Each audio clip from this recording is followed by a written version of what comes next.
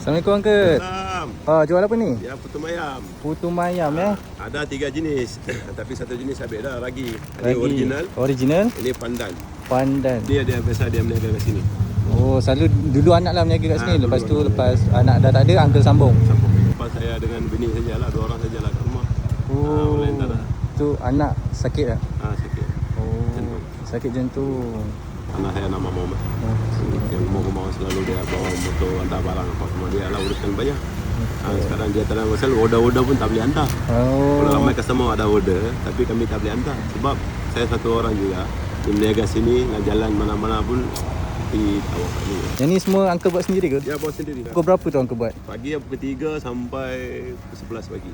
3 sampai 11 pagi. Lepas tu petang terus berniaga. Terus berniaga.